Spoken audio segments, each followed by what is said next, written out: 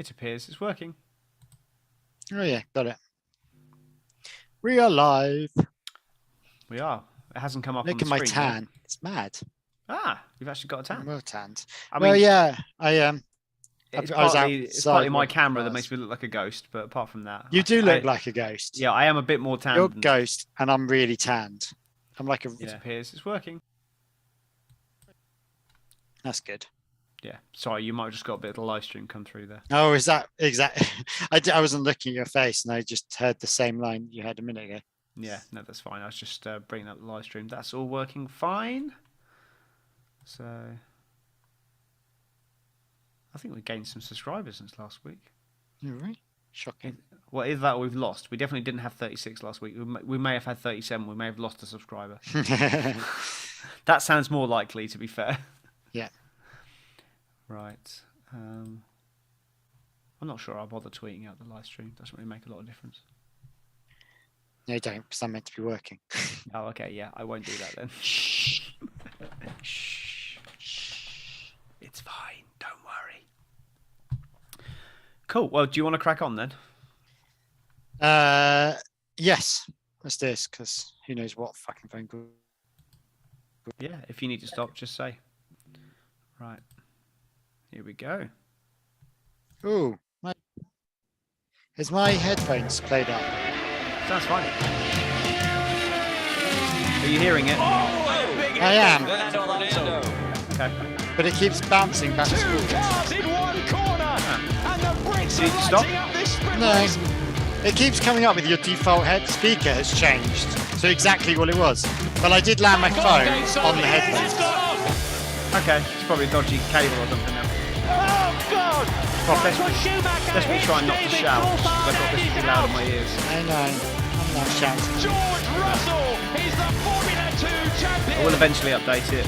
But that day is not today. Hinchcliffe with a big one. Big one.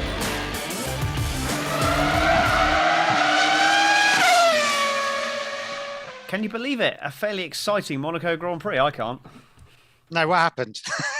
Oh yeah, that thing. Yeah, it was good, wasn't it? Well, was it good? I don't know. I don't know if it was good or not. I can't quite decide. Was it good? Oh, look at that. Look at that. An hour I've been sitting here, and now as soon as we start the podcast, here comes Leo. I'm back Hello, where Leo. I used to be. I'm back where I should be. Yeah, well, I am still down in Dublin somewhere. I'm meant to be working at the moment. Yeah, I'm meant to be signing off everyone's timesheets. Oops. Oh well, if you don't get paid, that's my bad. Sorry. But yes, Monaco was all right.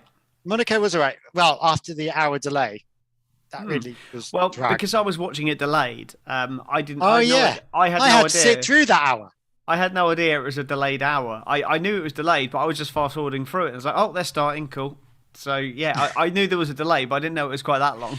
Oh, it was long, and then it was like, oh, are we going to go? And then they were questioning as to why Batman, my lander, wasn't out doing his thing, and everyone was really confused as to why the world was as it was. Well, I thought it was just like an absolute farce at first, but apparently the reason it was, I mean, the initial delay, fine, changing climatic conditions, that makes sense, but then the second delay apparently was due to a power failure. And the start lights weren't working, which is why it wasn't due to the weather. Which means they could have, if they'd have started when they were due to start, we would have had. And was the power failure due to the rain? Yeah. There would have been an absolutely mental race because the tyre choices that the drivers had picked, the top four were all on mediums. Russell and whoever's directly behind. But Russell, I thought they would have had to, because of it being behind the safety car. No, but it wasn't. If they'd have started after the initial delay, they wouldn't have started behind the safety car. Oh, right. So if they'd have started then, it would have been an absolutely crazy opening section because Norris and Russell were on intermediates, Hamilton was on intermediates, top four were on mediums, Alonso was on hards. You know, it would have just been, some people would have just fallen right to the back, come in for intermediates, and then potentially a lap later have to come out for full wets before the race gets red flagged. So it just would have been an absolutely crazy sort of 5-10 minutes, and then the race would have been red flagged anyway because of that rain, because that was undrivable. But yeah, it's. I mean, But that's the thing. Would we have rather started in that rain and then made it undrivable to then stop again in the middle of it? I think Formula One would love to say that they predicted the weather and therefore threw the red flag for safety reasons, but I don't think that's the case. But I prefer I think I preferred it the way at least the 2 hours ticked away at that point. Imagine if the 2 hours ticked away as they were meant to have started and everything happened as was. We'd never have got as far as we did. Yeah, it would have been another Spa situation, wouldn't it? But the annoying thing was I still don't think they did it correctly, because they didn't start the race behind the safety car. They did additional formation laps, which does not form part of the race. Yet when they went onto the first formation lap, they started the countdown. Yeah, they did 2 formation laps, then they stopped the race, or they stopped the session and abandoned the start. But the timer shouldn't have started. The timer didn't start. This is what I couldn't work out. It did, because when they said the race will start behind the safety car at such and such a time, they then started the timer before the cars left the pit. And it's like, well, it shouldn't have even started yet. It should have started when the race start originally happened. If they said starting behind the safety car, that's not a formation lap. That is a race start. So as soon as the safety car left the pit lane, that's when the timer should have started. So we should have got another 7 or 8 minutes of racing. But was that a default that they had to be finished by 7 or something? Or 7 so they have 2 hour limit within a 3 hour time period. Is what they're supposed to do, but as soon as the 3 hour time I think period, that's happened because the 3 hour time period. The 3 hour time period starts when the race starts, not when the formation lap starts. And because we had 2 formation laps, then a red flag, the timer shouldn't have started until the safety car left the pits for the race start behind the safety car. But they didn't do that. I think that, well, in my mind, I think they had to be finished by 7 their time. No, 6 their time, 5 our time. If I'm correct. Maybe, but they can't just change the rules to suit them, because they've got to be out by a certain time. The rules are the rules. Can. I think they can. They do. Well, the difference is they do. They shouldn't, but they do. Oh, look, I don't look quite so ghostly anymore. I suddenly got a bit of colour in my face. Yeah. There we go. Actually, unlike me, who's got a crap load of colour, because I stood outside working on Thursday and Friday in the baking hot sun, but without really knowing it's baking hot sun, because I was sat by the sea and it was a lovely cool breeze and I was walking around with my jumper on. It was that cool. And then I suddenly had a very prickly face and a very tanned face, and for now very dry skin. Anyway, there we go. Well, I'm outside all the time, so I've got a leather face anyway. So. Yeah. So I mean, apart from the beginning, that screwed us over slightly, and was a bit of a long-winded, nothing happening. And then we had Latifi crashing behind the safety car. I mean, were we all surprised? It was just like, oh yeah, here we go again. Here we go again. Like, normal service has resumed. Yep. I fully expected it, but I fully expected it because somebody who shall remain nameless. And then he tried to blame. Then he said, "Oh, I couldn't steer." I was you managed to steer back out of that. Yeah. And then, as if by magic, within a few seconds of that, Lance Stroll hits the barrier. Yeah. It's just a Canadian thing, is it? So it's just a billionaire pay driver thing. Billionaire Canadian pay driver. Let's be honest. Yeah. So the two pay drivers end up crashing on the formation lap behind the safety car. Yeah. Yep. Sounds about right. I knew that was going to happen, but the reason I knew it was going to happen was because somebody who shall remain nameless, who will probably listen to this podcast, decided to text me and tell me, despite me putting a message to them saying, "No spoilers, please." They shall remain nameless. I'm sure he didn't mean to. Yes, I know. It was obviously a misunderstanding and didn't read the message properly. Yeah. But yeah, it's fine. At least they didn't say who won the race or something like that. So. Should we do the 20 words, 20 top, whatever? We haven't really got a name for this. No, we don't. Segment. Should we just call it the "We Can't Be Asked to Do a Race Review Challenge"? Yeah. We can't be asked to do a race review challenge. Yeah. So to anyone who listened last week, I didn't get a chance to do a race review because last minute I had to up sticks and move to another location, so we just went in like zero prep, and we just decided to do every driver one at a time. And we enjoyed it a bit more. Yeah, So we yeah, don't 'cause care if you didn't. It wasn't me just speaking for 2 minutes. It was me and Carl like doing a tennis match of you're talking about this person, I'm talking about that person. So it's just like a quick snippet what we thought of that driver's race. Get like a quick 20-second review of each driver. Yeah. And we'll take it in turns. And this week I get the odds and Carl gets the evens because last week Carl got the odds and I got the evens. So we're going to try and rotate it like that. But I don't know what you're going to do the next 2 podcasts because I'm not going to be on the next 2 podcasts. Well, this is the thing. If you want to be a guest, come and let me know. Because I haven't even sort this out. I've sorted out Canada. Yeah. I haven't sorted out Azerbaijan. Laura's going to come on for Canada. Okay, cool. Laura's not watching Azerbaijan because she's working. So I need someone from Azerbaijan. I'm going to be watching Azerbaijan from Heathrow Airport. Right. And then you'll be listening to this podcast live, I'm sure. No, I won't be because our flight is at 5. Yeah.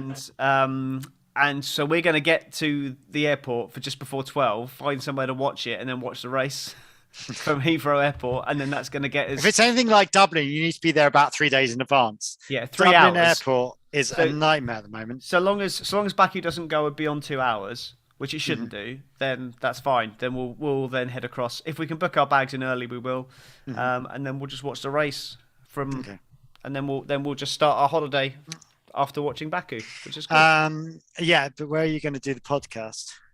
I'm not going to. Where are you going to listen to the podcast? Sorry, I'll listen to it. I don't know. I'll if I get a chance, probably from a beach. I'll probably download it and listen to it on a beach. Yeah. Something like that. You know, it's hard life. It's a hard life. Right, should we start the Can't Be Asked to do a Race Review challenge? Yep.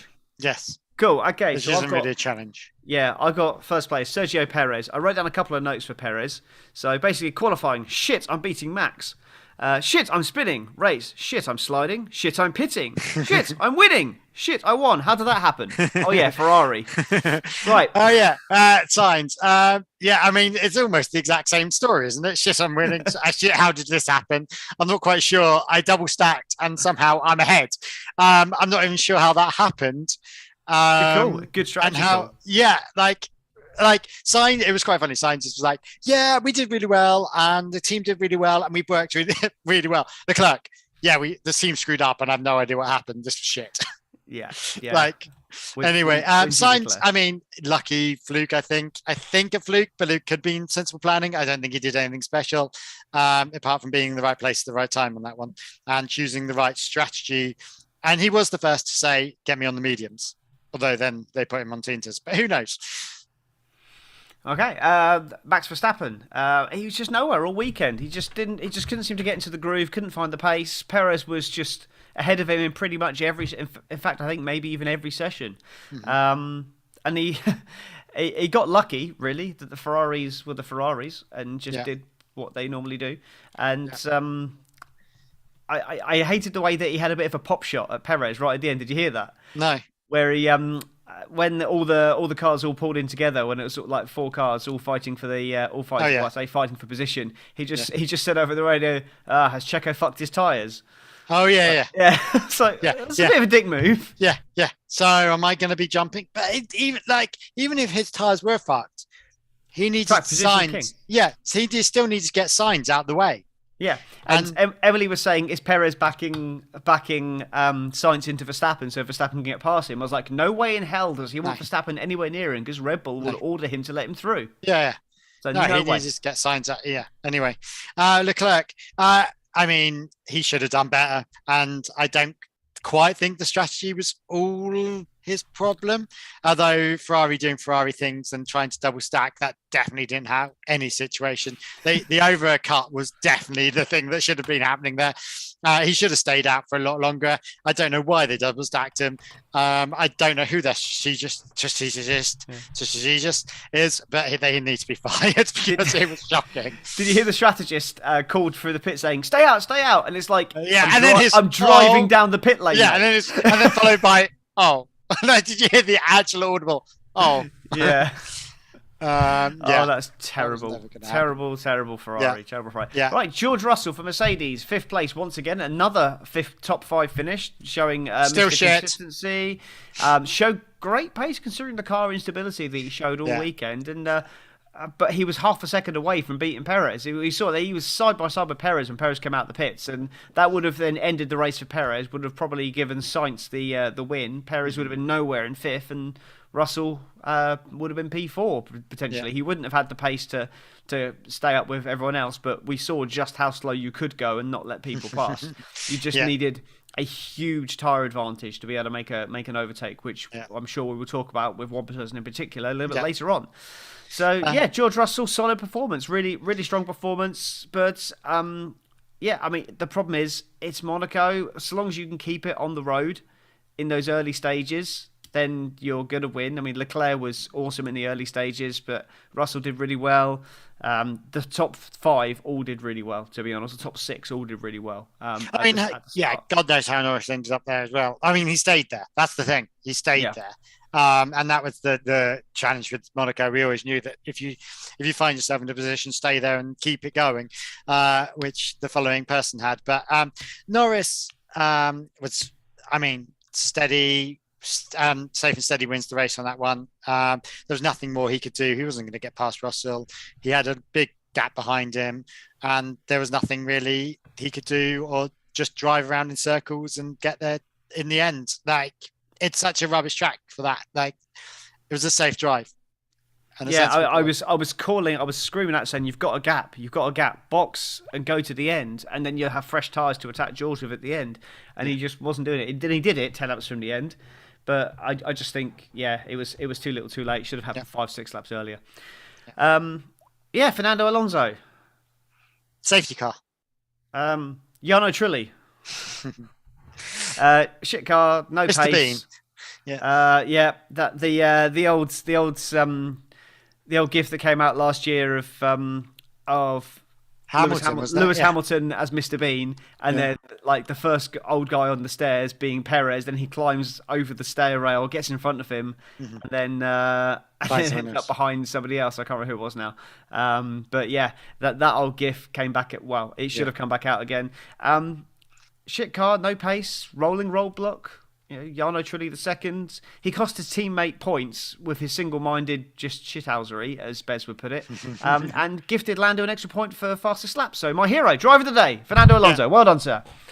Yeah, I mean, there was nothing else he could do. So sit there and played the game well. I mean, a game player in that sense. I think we've established over the last 12 months that Fernando Alonso is the best. About he's the best driver on the track at driving slowly. I think we've established this. And doesn't give a shit about his teammate at all. No, clearly not. He completely fucked his race. And then decided to try and put in a fastest lap, which was just a bit random. It was just and then wasn't able to. No, because Norris had already gone into newer tyres. So it was just like, Alonso, what were you expecting? In a faster car. Yeah, Alonso, what are you expecting? You've just given him a free pit stop. Yeah. Why would he not go for the fastest lap in that time? And why did you think that saving your tyres would then allow you to go fastest lap? Anyway, it was just a real confusing theory. Fernando Alonso. Lewis Hamilton. Go.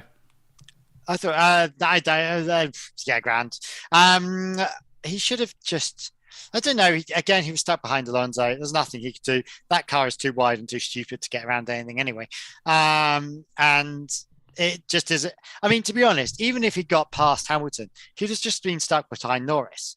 If he was stuck, if he was got behind Alonso, he would have been stuck behind Norris anyway.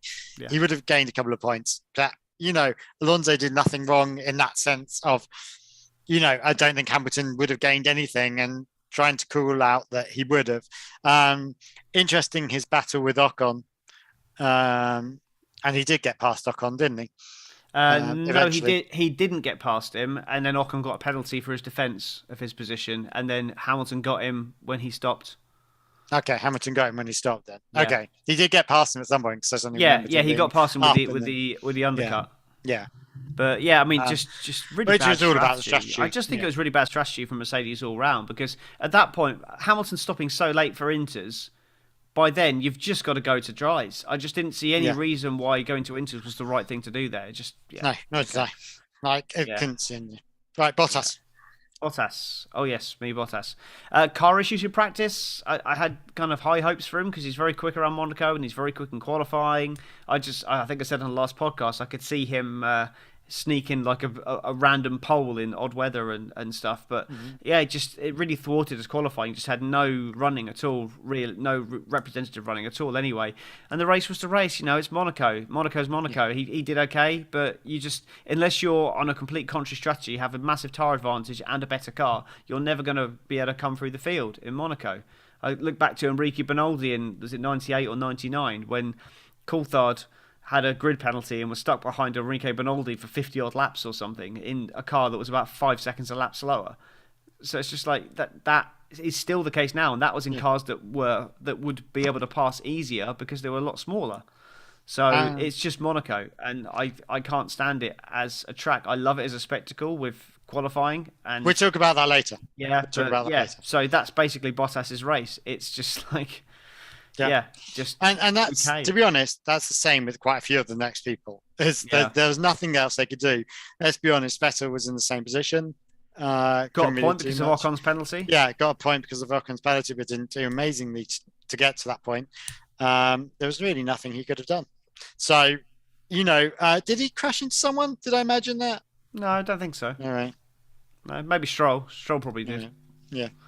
Gasly, a huge tyre advantage. He was able to squeeze past a few people. Good recovery from the back of the grid to 11th. Well, he went off early, didn't he? Onto the hards early. He was first onto hards. Onto medium. He was first on inters. Oh, inters was it? Yeah, first. And then he may well have gone early onto slicks as well. But yeah, he was the one that was making all the overtakes. But he was like, again, 4 or 5 seconds a lap quicker, but couldn't get past people. Yeah, I'm gutted that he should have done better. Than 11. He made a couple of overtakes, but yeah, this is the problem. It's like Monaco, the overcut is what you need to do because track position is so key. Unless you've got a gap you can drop into to make the undercut work, you will never pass people on track. So it was a bit of a duff strategy from AlphaTauri, but it's just I mean, I go back a little bit, but like Ocon's pace was just horrendous on those wet tyres, and he just fell back and back and back. And, doing that, Ocon, he's next. Sorry, I mean, Ocon obviously had the penalty, should have been up higher. Don't agree with that penalty. We'll talk about that in a bit, I'm sure. Don't agree with that penalty. Don't agree with. There's lots of things I don't agree with the Ocon race, but we'll talk about Ocon as a separate matter, I think. Danny Rick. No pace, not even in clean air. It was a terrible race. I think we talked about his time. The fat lady is now singing the murder ballad entitled Ricciardo's Career. Yeah. So yeah, I don't understand why he's so bad. There's just something with that team and that car just isn't gelling, and there's no excuse now. And he's past the point of no return. I just quoted 2 musicals in one sentence, but anyway, it's really upsetting because Ricciardo is one of my favourite drivers, and he's just not there. And there's circulating rumours that he's being replaced, and they're getting stronger, and they're coming from sources that are quite viable as well. And I can, with Pato O'Ward now signing a new deal with Arrow McLaren SP in IndyCar, he's gone. Well, no, I think with Pato doing that, I'm thinking that now means that Colton Herta's prime for that seat. He's got good relationships with McLaren. Zach Brown knows him well. It was interesting. Zach Brown was at the Indy and not at the F1. Well, I mean, the Indy 500 is the biggest race in motorsport. Yeah. And it was a big race for McLaren that they had a chance to win, whereas McLaren in F1 definitely did not have a chance of winning. So he's chairman of the whole group.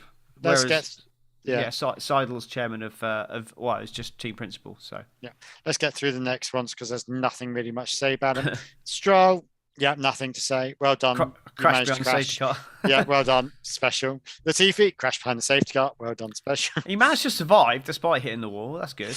Zhou, I think he crashed as well. I don't know. Sonoda was. He had a few excursions. And Sonoda just kept spinning. Like at the end, like the last couple of laps, it was just like there's a yellow flag. Oh, it's just snowed off again. It's his All worst right, race of the there's a season. yellow flag. There's just a yellow. It's Tsunoda off again. I don't know what he was doing. It was his worst race of the season. Was he on the wrong tyres at the end there? I don't know. No. He was on softs because he kept having issues. So they just put him on softs, and then he just kept spinning. Just terrible. Really bad weekend for him. Albano. Albano's just Albano. And Schumacher, Magnussen, I felt sorry for.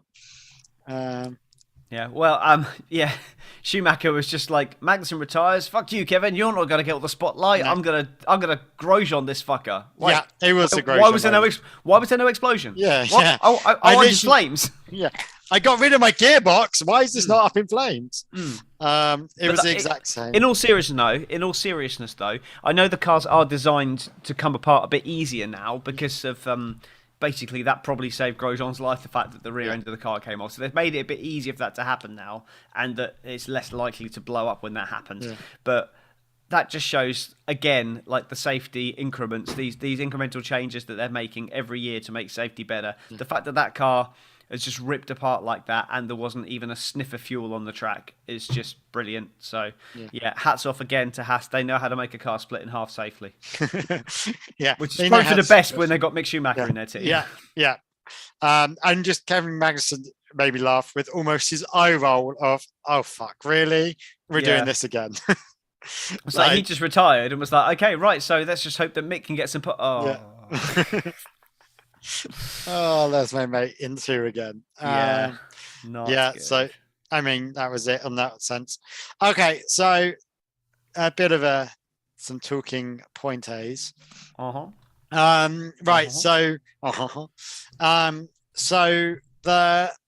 let's talk about the let's talk about the Ocon thing. Should he have deserved that penalty? Well, I need to see it again. I haven't really seen it again yet, but I think he certainly caused a collision because Hamilton was alongside him. I'm assuming you're in Camp Ocon on this one, aren't you? A collision? Where was this collision that I seemingly missed?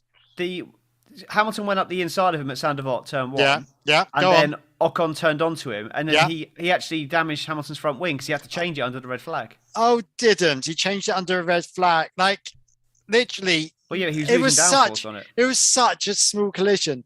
It was a small collision, but for me, he turned in on him. People get less for riding people off the road. Like, seriously.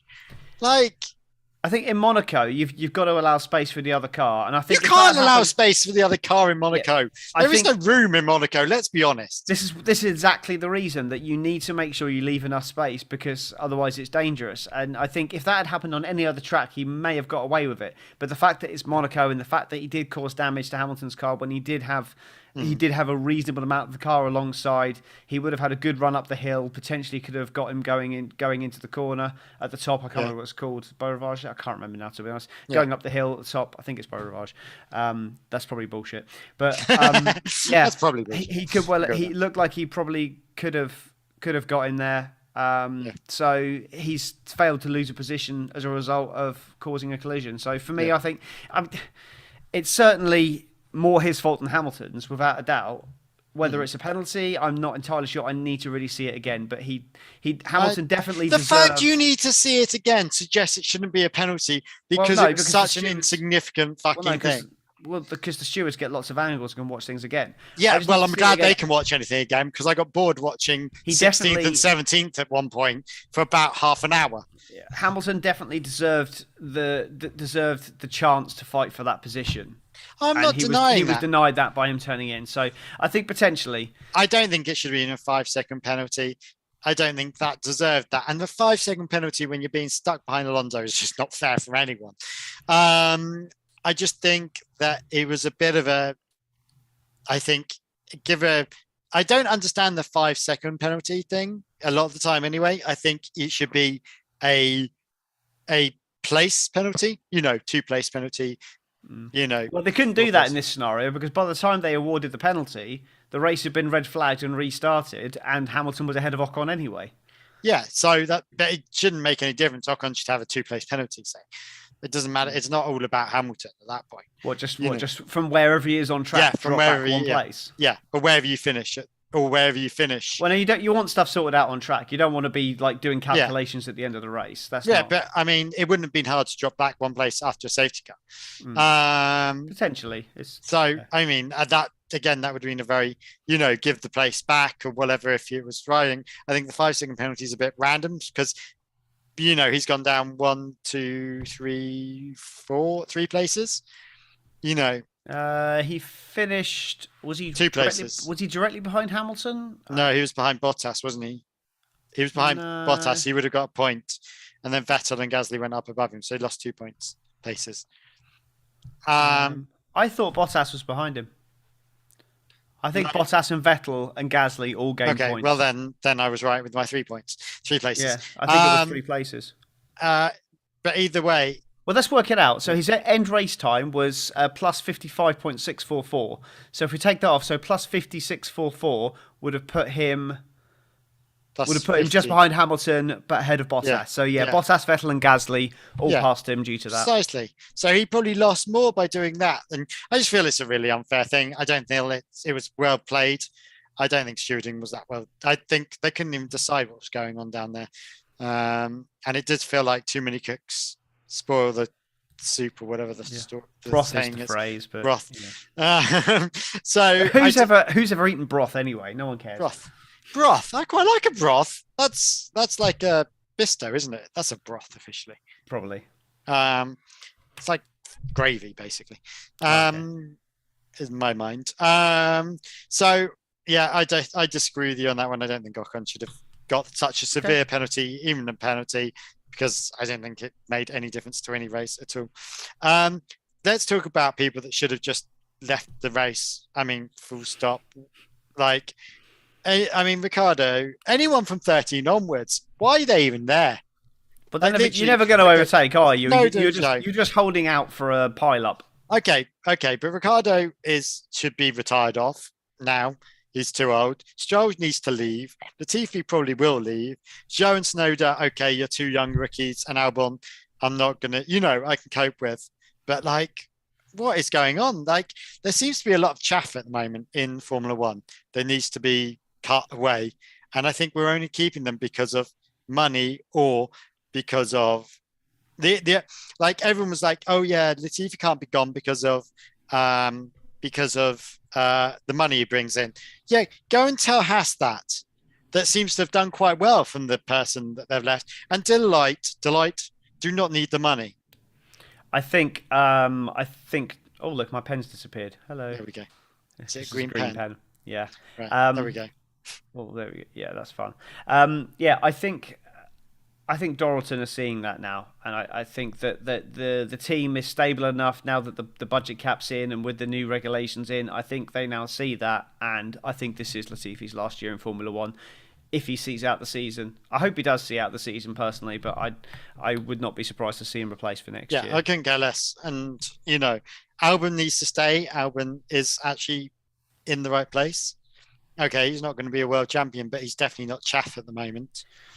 He's still part of that Red Bull, isn't he? It's definitely this year. I think, if Tsunoda doesn't do well or if Gasly gets an offer from somewhere else, then Albon's just a straight plug-in. Yeah. But they might have a deal with Williams lined up when they've got people like Liam Lawson and people like that in F2.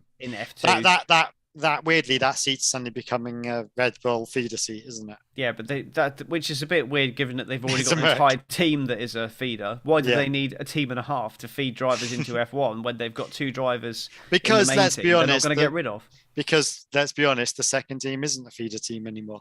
That is a proper team. It's not a feeder team. Well, it still is, because Tsunoda's definitely still massively involved in the Red Bull program. Gasly's never going to get back on a Red Bull. Yeah, I agree. They're just waiting for Gasly to leave, aren't they? Yeah, and Tsunoda's not going to fit into Perez. Perez is fighting a very strong corner at the moment. This year, Perez, I would quite happily talk about Perez if you want to, because this year I'm really impressed with Perez. To be fair on you've been impressed with him last year. And it was more the year before. Last year, I wasn't massively impressed with Perez. I thought they were over egging the pudding with him, like a much a much better car than anyone in that second Red Bull seat has had, and he was doing a similar job to what Albon was doing and what Gasly was doing, just slightly better, but in a better car. So I wasn't massively impressed last year. Yeah, towards the end of the season, he did the job that Red Bull needed him to, but this year there's a definite improvement there. There's a marked improvement, and when they do the whole announcement of what's changed on the cars, you see the iterations behind that Perez is behind Verstappen. Verstappen's getting all the updates first. So he's going to have the lighter car, the quicker car, a cat that's killing himself. What the hell is happening behind you? Ow. The cat's got his claw caught on something. There we go. That was crazy. Right, yeah, the cat got his claw caught on something and then ended up trying to run away and dragged it with him. Yeah, he's got a car that's iterations behind Verstappen. It's a heavier car. It's a slower car, and I just think that what he's doing with that car is pretty immense. And given that you look at what's happened in the races, he's had to let Verstappen through in the last race. Now we can't say for certain whether he would have won that race. Perez would have won that race, and he probably wouldn't have done. But just say, for example, Perez did find a way to win the Spanish Grand Prix. Right now, he's 1 point behind Verstappen. So that just goes to show the amazing job that he is doing this year. And he's doing as good a job as Verstappen is, given that he's an iteration behind. And he doesn't have the glory runs that Verstappen does. He doesn't have that X factor that Verstappen has. But he won that race. He won that race yesterday. Yeah. Yes, the Ferrari lost it for them. But hang on. Ferrari the lost excuse? the race. Ferrari lost the race for themselves in Spain as well. Was it the excuse that Perez won that race because he smashed and didn't let Verstappen finish his flying lap? But then if you're going for the last lap as your flying lap, it's a dangerous game to play, Mr. Verstappen. Yes, but especially in Monaco, he should know better than anyone. Yeah. Perez didn't do that on purpose. I know he didn't do it on purpose, but is that fortuitous? Yeah, but what you do is in Monaco, if you're in a position going into the last runs where you've got pole or you're ahead of your teammate, whatever, you can throw caution to the wind. You don't have to give that extra inch to the barrier just in case you crash. You can just go for it. So I can see why people would say that, but I think it's more just the fact he's thrown caution to the wind because he knows that he's done a good lap, but Verstappen's got more time to give. So I think it's more that rather than him binning it on purpose. But I'm unsure with this what to do with this situation. If you crash in qualifying in other series, you normally get a sporting penalty regardless of whether you have damage or not. If you cause a red flag or a yellow flag, generally in other series you get a penalty. I don't know if Formula One needs something like that just to take that ambiguity away from it, and if the teams all agree it, so they know that even if it's something accidental, that they will get a penalty if they cause a red flag or a yellow flag in qualifying, then it just takes that uncertainty away. So it may well, but I'm unsure about it. I'm still not 100% sure if that's something that I want in Formula One, but it's definitely worth something thinking about. What do you think? I get the idea of having a penalty. I think that's a bit harsh because in theory, their car could be smashed, and the penalties that they're getting anyway with new gearboxes, new everything, they're getting as a team, they're getting penaltied. Obviously, no one intends to crash, and if there was any suggestion of that, such as whoever it was back in the day, PK, it's well researched, so I'm not worried by that. I don't think anyone intends to crash, and certainly not in the way he crashed. You don't come around that corner. I can understand if you're driving along a straight wall and you suddenly go off. If the person that you would have questioned in the race would have been Tsunoda when he did the most almighty save on a straight, and you suddenly go, or even Schumacher, who was going down a straight and shouldn't have, spun it as he did. But obviously when that happens in a qualifying, no one's really expecting that. No one's playing that game. And certainly not to screw up your own teammate. If it was to screw up anyone else, I can understand that. So I think it is just one of those things. It's the luck of the draw. It's the game you play. And I think that's part of it. You don't go out, because if you did that, everyone would be out in the last race and the last lap and just be like, fuck it, we'll all go around in this, on the last lap, and we'll try and pull in a fast one. What always does confuse me about qualifying, though, is why do the Hasses and the Williams go out first? What is their theory? Because everyone else is like, oh, we'll wait till the track gets worn in. Why don't they wait till the track gets worn in? I never understand what the rule is. Why do they have to go out first? They don't have to go out first. That's just when they choose to go out. But why? I don't know. It makes no sense. Like everyone else is like, oh, we'll wait for the ground to dig in, or whatever they called it. Yeah, just the tractor rubber in. Rubber in, that's the one. The tractor rubber in. I guess they'll just stick a banker in because they know they're going to be struggling to get out of Q1 anyway. So if they put a banker in, get used to the track a bit more, then they can have a good run at it a second time round. But yeah, it is odd that the teams at the bottom seem to be the ones to go out first, because there is no real thing that says they have to do that. Yeah, so it is a bit odd. You are right. Because then the Ferraris and the Red Bulls always wait till the very last second to bang it in, which I felt a bit strange. Anyway, yeah, I mean, let's talk about Danny Rick then. Have we talked about Danny Rick? Have we done that one? I kind of went into a bit of detail on my review of his performance. Yeah, but let's go to Danny Rick. Is it retirement? Is he going? Is he gone?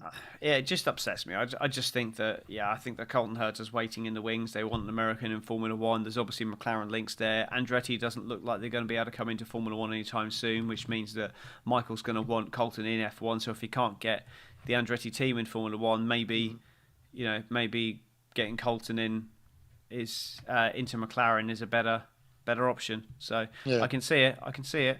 Now that O'Ward signed a new deal with the Arrow McLaren SP IndyCar team, I think that's going to be hard to get out of that deal to move him to McLaren F1, unless there's a clause in there that says, I can leave for McLaren F1. But who knows? But yeah, it's odd. It's so weird.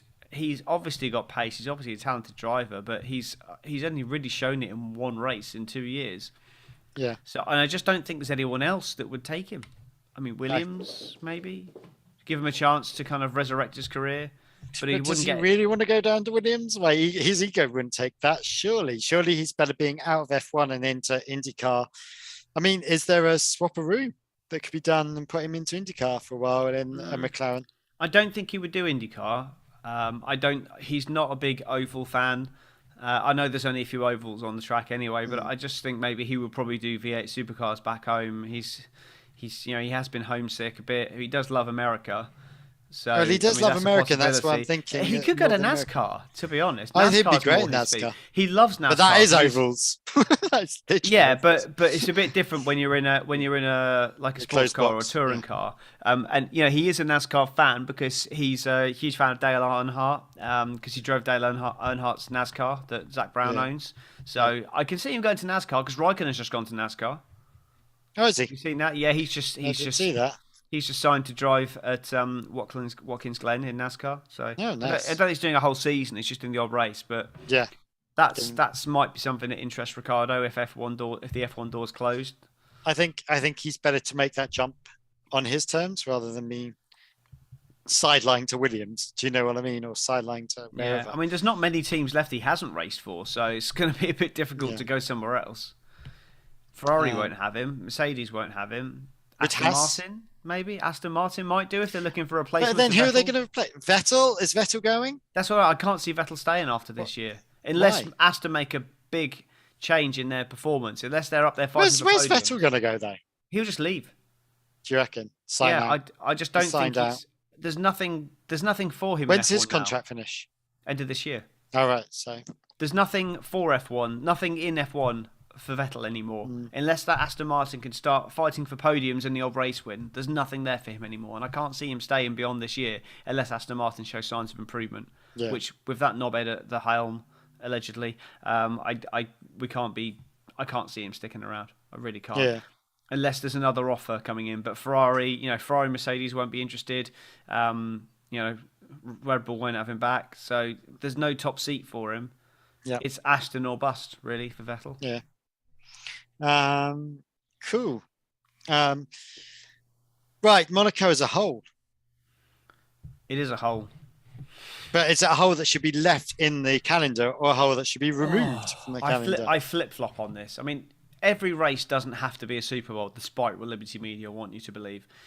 But it's just okay. It doesn't have to be.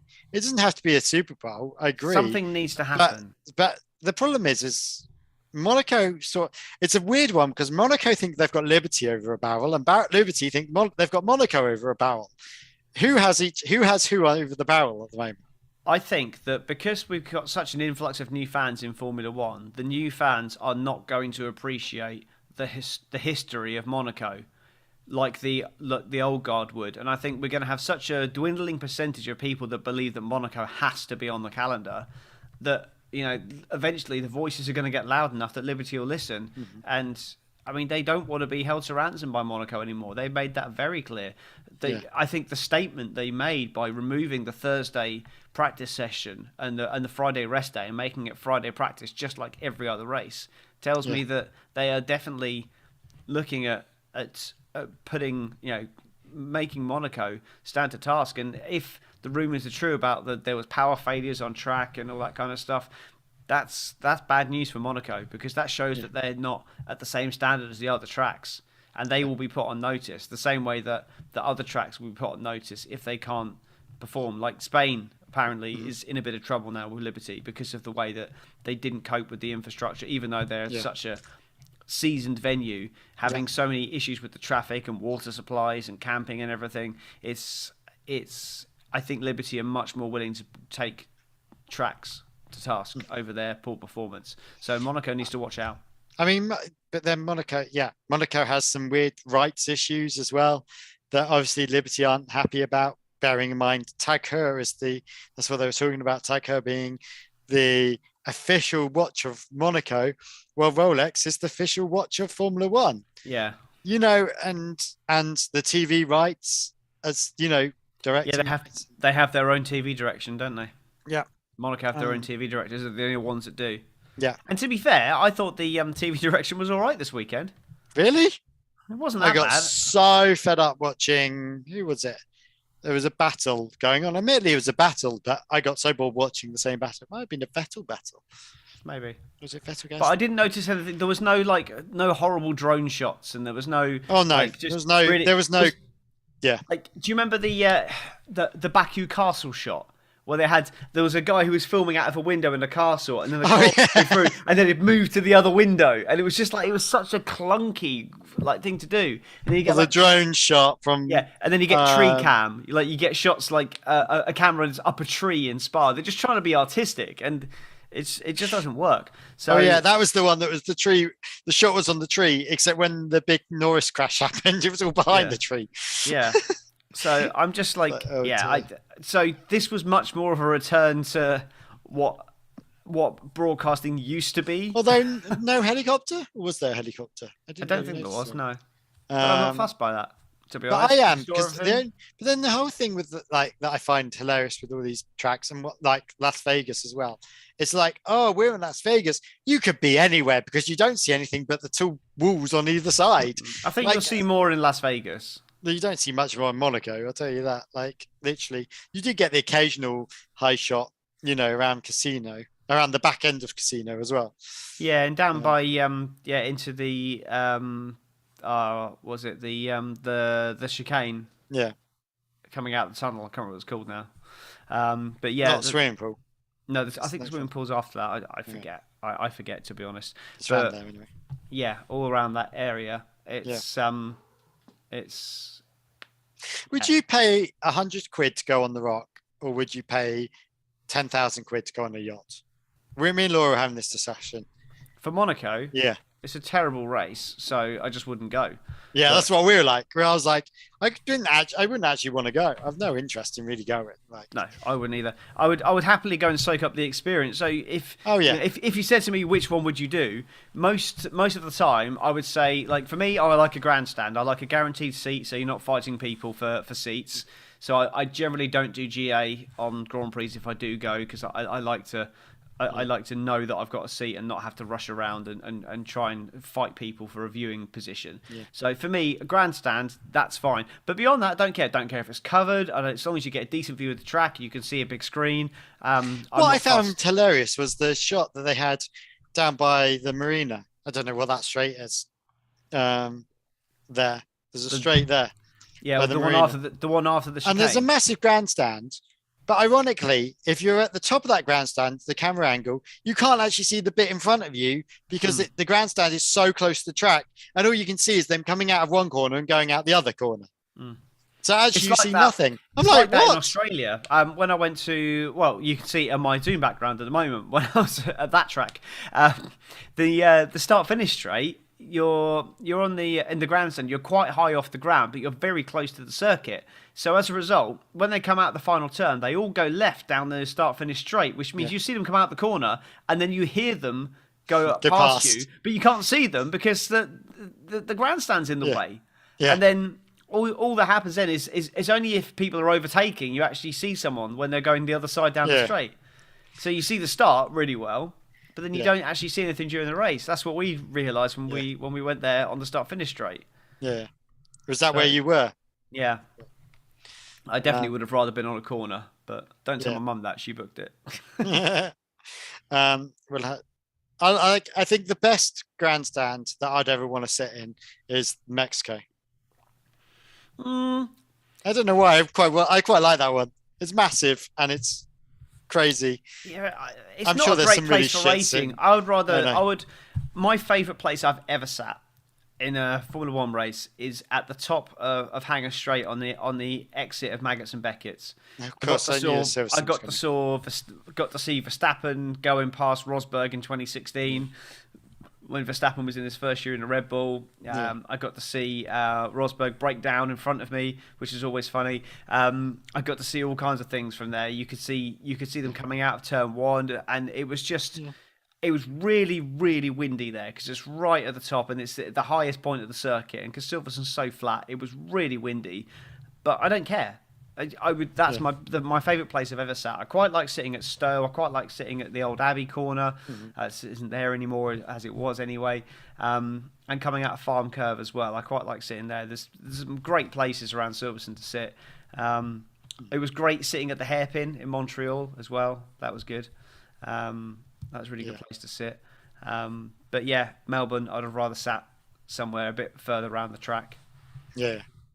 But I want to do another track, but it's just what to do when. I can see myself ending up at the Austrian Grand Prix at some point. The Bullring. Yeah. Either that one or Spa. But I'd love to do Spa, but Spa, there's not a lot there. You kind of have your spot. You can't really walk around the track. Yeah. Because it's such a vast big track. And it's in a forest. Yeah. Spa would be great, but it wouldn't be an amazing experience. Yeah, the ring would be cool. Red Bull Ring would be a good one because it's quite short. Yeah. There's no bad place to sit. Yeah. So, I wouldn't say no to the Red Bull one. And the ring, and you can see everything. I'd quite like to see Bahrain.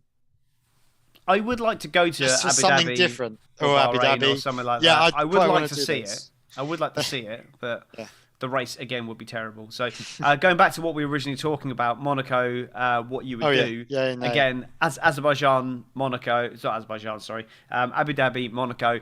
I think I would rather for those races. I would rather go for the experience rather than the race. Yeah. Whereas the other tracks, I would go for the racing. Yeah. Because those two tracks are not good for racing. So you'd rather probably spend £10,000 and have the glamour of everything rather than spending £100 and going on the hill. Well, no, because I wouldn't have £10,000 to spend. Yeah, but like if you had the two choices, theoretically, if you just gave me a choice of the two and there was no money involved, then out of those two, 9 times out of 100, I'm going for the no, that's wrong. 2 times out of 22, I'm going for the experience, and that's for Abu Dhabi and Monaco. Everywhere else, I'm going on the track. Even France, I would go on the track. Or Ricard's. Has that gone this year? No. Is this the last time? No, it's not been confirmed. It's under threat to be losing the license. All right. Could you imagine if Paul Ricard's goes and Monaco goes? That'd be good. Yeah, that'd be interesting. Happy with that? Well, although Liberty Media is saying they are what was the wording? They're European Central or something. I mean, there's a lot of races in Europe. Yeah, Europe centric or something they were saying, and they want to keep it as that, and because they're talking about African Grand Prix, I'm guessing South Africa's possibly. Yeah, that'll be Kyle Lamy. The South Africa's back on the list, and South American and Asian Grand Prix, which is obviously But Singapore, this is what China, I mean. Japan. I think I wouldn't be upset to see Spain and France drop off the calendar. We've already lost Germany. I'd like to see Germany. I don't come mind back. Barcelona. I don't have an issue with Barcelona. It's fine as a test track, but it's just not a good track. I mean, Why is that the test track of all the tracks? It's because it's close. It's really commutable. Warm It's and out of close. the way, so you're not going to get loads of paparazzi everywhere. It's a track that you need to have a very well balanced car because it's all high speed, medium speed corners. So it's a really good test of the car. It's a really good test of the tyres. If the car looks after the tyres at Barcelona, it's a very good car to look after the tyres all round. Yeah. So it's just that kind of circuit, that kind of good circuit for that. But it's terrible for racing. Yeah.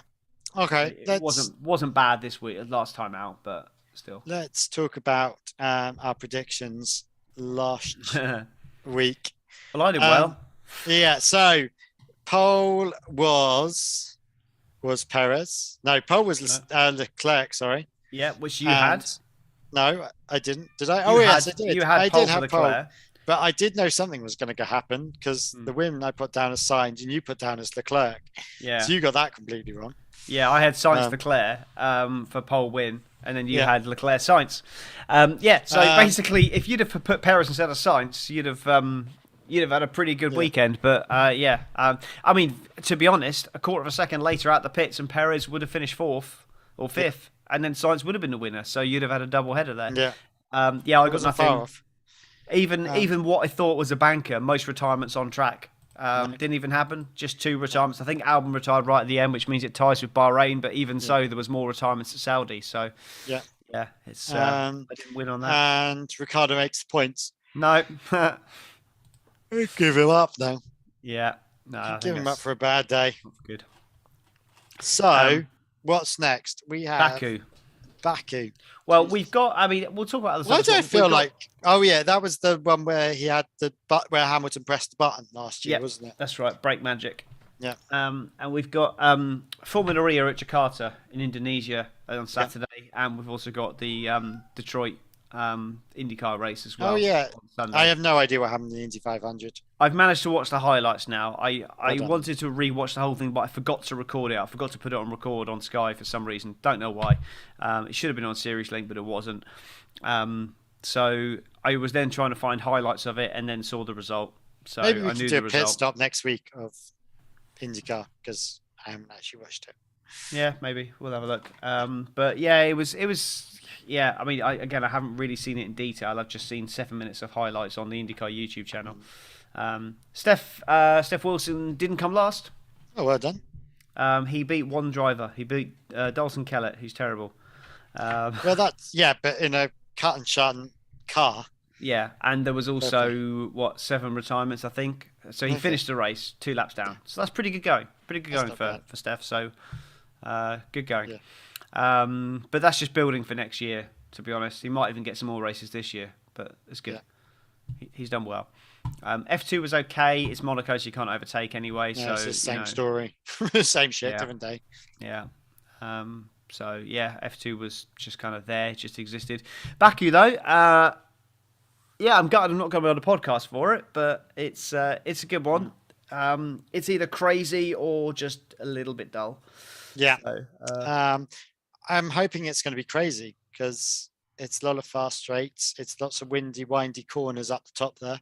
Yeah. By bit the of a car killer at times. Bit of a car killer. Definitely a tyre killer, if anything last year's to go by. Yeah. So I think, it's going to be an interesting race. Who I'd put in pole? I think it's a Verstappen pole. Yeah, I can see that. It's too fast for. Yeah, it's definitely a top of speed track. Yeah. Top speed track. Which doesn't bode well for Ferrari. And and I think it's probably a win for him as well. Yeah, Verstappen pole and win. What He's have you had a got? bit of luck the last two races. What would you say? I don't know. I haven't really had a chance to think about it. I feel like something different. Do you know what? I'm gonna go for.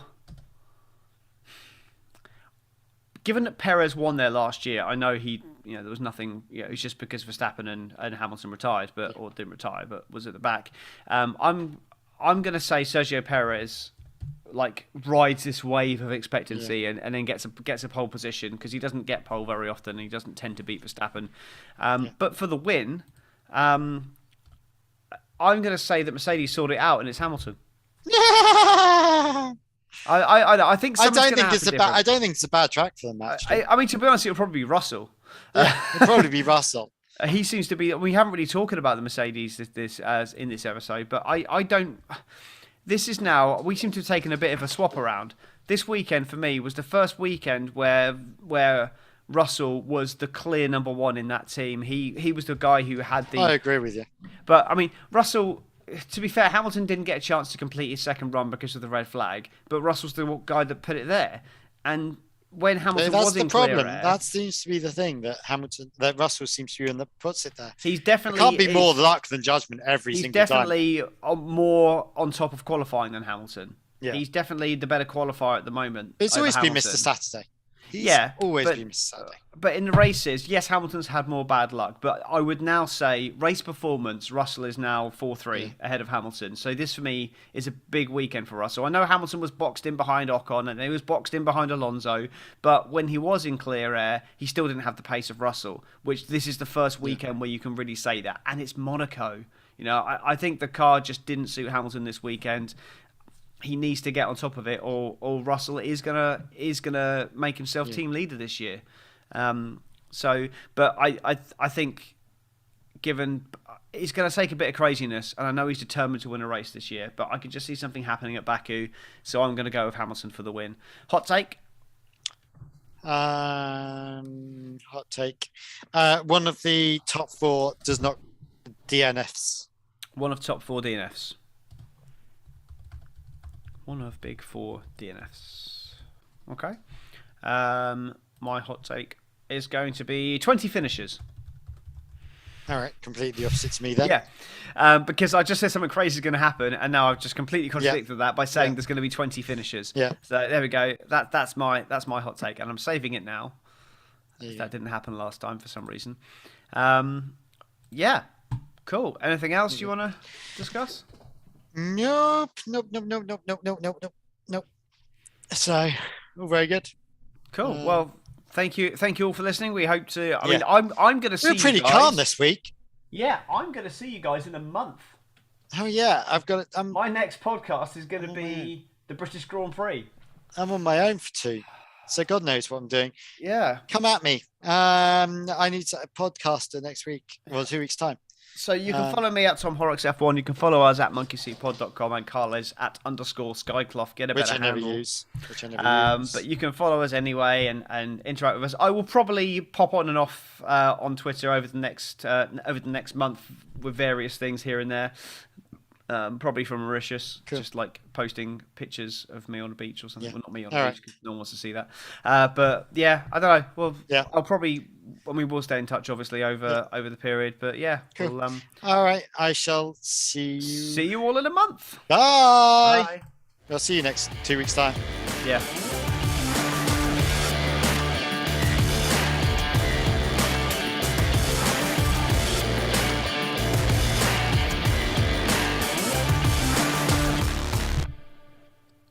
This is probably the longest period after getting married that anyone's had a honeymoon. Yeah, it probably is actually.